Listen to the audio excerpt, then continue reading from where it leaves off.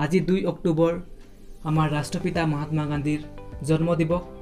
গতিকে আজিৰ এই জন্মদিবস উপলক্ষে সকলোকে মোৰ তৰফৰ পৰা আন্তৰিকতাৰে অভিনন্দন ও শুভেচ্ছা জ্ঞাপন কৰিছোঁ। আজি জন্মদিবস উপলক্ষে আমি মহাত্মা গান্ধীৰ মৃত্যু কেনেকৈ হ'ল সেই বিষয়ে জানিম।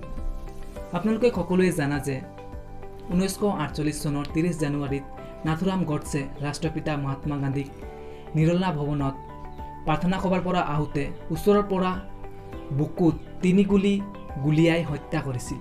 কিন্তু কিয়? বলক আমি সেই বিষয়ে জানিম। নাথুৰাম বিনায়ক গডছে এজন কণকানী ব্ৰাহ্মণ পৰিয়ালৰ পৰা বিলং কৰে। তেওঁ হিন্দু ধৰ্মক বহুত মহত্ব দিছিল কাৰণ তেওঁ এজন ব্ৰাহ্মণ আছিল। ইয়াৰ লগতে তেওঁ RSSৰ এজন সদস্য আছিল। RSS মানে হৈছে ৰাষ্ট্ৰীয় স্বয়ংসেৱক সংঘ। ৰাষ্ট্ৰপিতা মহাত্মা গান্ধী অহিংসা নীতিৰ প্ৰচাৰক আছিল। গতিকে তেওঁ অহিংসা নীতিৰে সকলো কাম কৰিব বিচাৰিছিল। কিন্তু নাথুৰাম গডছেৰ মতে অহিংসা নীতিয়ে হিন্দু লোকসকলক দুৰ্বল বনাব বুলি কৈছিল, যি 1919 চনত জালিয়ানাৱালাবাগত ব্ৰিটিছৰ চিপাহীসকলে যেনেদৰে নিৰ্দোষী লোকসকলক হত্যা কৰিছিল সেই ঘটনাই গোটেই ভাৰতবৰ্ষত বিমুখ কৰিছিল।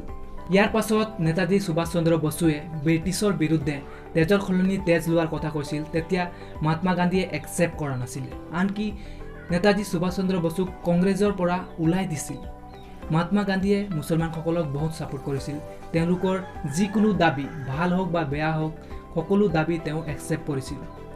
আৰু পাকিস্তানত যি হিন্দু আৰু শিখসকলক অত্যাচাৰ কৰা হৈছিল সেই কথা বহুত ভয়ানক আছিল। আৰু ইয়াৰ লগতে হিন্দুসকলে যেন তেন কৰি পাকিস্তানৰ পৰা ওলাই তাৰ পৰা পলাই আহি দিল্লীৰ এখন খালী মছজিদত স্থায়ীভাৱে থাকিব লৈছিল। তেতিয়া মুছলমানসকলে তাক বিৰোধ কৰিছিল আৰু এই বিৰোধ মহাত্মা গান্ধীয়ে একচেপ্ট কৰি লৈছিল আৰু হিন্দুসকলক মছজিদৰ পৰা বাহিৰত ওলাই দিছিল। য'ত বুঢ়া বুঢ়ী সৰু ল'ৰা ছোৱালী মহিলা আছিল তেওঁলোকে বাহিৰতে ঠাণ্ডাত ভিকাৰীৰ নিচিনা থাকিব লগা হৈছিল। দিল্লীৰ এখন মন্দিৰত প্ৰাৰ্থনাৰ সময়ত গান্ধীজীয়ে নামাজ পঢ়িছিল, যাৰ বাবে সেই মন্দিৰত থকা পণ্ডিত আৰু লোকসকলে বিৰোধ কৰিছিল। কিন্তু মহাত্মা গান্ধীৰ কোনো এফেক্ট পৰা নাছিল। আনকি মহাত্মা গান্ধীয়ে কেতিয়াও মছজিদত গৈ কোনো ধৰণৰ গীতা পাঠ কৰা নাই। ইয়াৰ লগতে স্বাধীনতাৰ পাছত যেতিয়া প্ৰধানমন্ত্ৰীৰ নিৰ্বাচন হৈছিল সেই নিৰ্বাচনত চৰ্দাৰ বল্লভভাই পেটেলে জিকিছিল আৰু সেইমতে চৰ্দাৰ বল্লভভাই পেটেলে প্ৰধানমন্ত্ৰী হ'ব লগা আছিলে।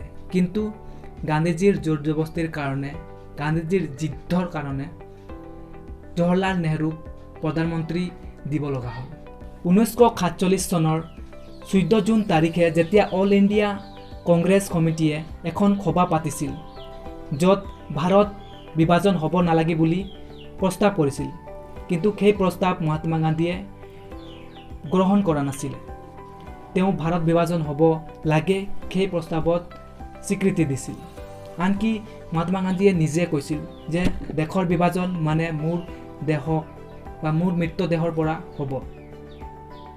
ইয়াৰ পিছত দেশ বিভাজন হ'ল। আনকি লাখ লাখ মানুহৰ, লাখ লাখ নিৰ্দোষী মানুহৰ অত্যাচাৰ হ'ল, হাজাৰ হাজাৰ মানুহৰ মৃত্যু হ'ল। কিন্তু মহাত্মা গান্ধী কোনো প্ৰভাৱ নপৰিলে। ইয়াৰ লগতে আমাৰ ৰাষ্ট্ৰভাষা হিন্দী, আমাৰ ৰাষ্ট্ৰভাষা হিন্দী হ'ব লাগে বুলি প্ৰস্তাৱ আহিলে।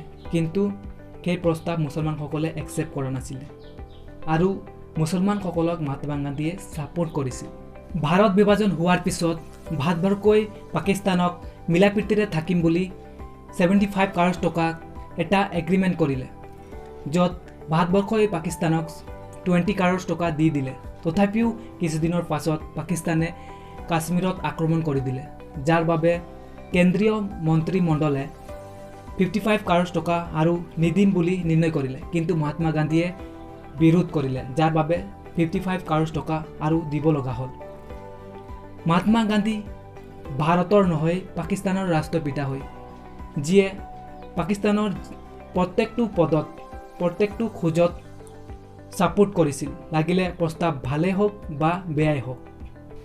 এই সকলো ঘটনা দেশৰ বিৰোধী হয় বুলি নাথুৰাম গডছে মহাত্মা গান্ধীক হত্যা কৰিছিল। নাথুৰাম গডছে ন্যায়ালয়ত স্বীকাৰ কৰিছিল যে মহাত্মা গান্ধী এজন বহুত ডাঙৰ দেশপ্ৰেমী হয় তেওঁ নিস্বাৰ্থভাৱে ভাৰতবৰ্ষক সেৱা আগবঢ়াইছে, যাৰ বাবে মই বহুত আদৰ আৰু সন্মান কৰোঁ। কিন্তু যিমানেই ডাঙৰ দেশপ্ৰেমী নহওক কিয়, দেশ বিভাজন আৰু কোনো সম্প্ৰদায়ক ভেদাভেদ কৰিব দিব নোৱাৰোঁ। মহাত্মা গান্ধীক হত্যা কৰাৰ বাহিৰে আৰু মোৰ তাত একো উপায় নাছিল বুলি নাথুৰাম গডছে ন্যায়ালয়ত প্ৰস্তাৱ কৰিছিল।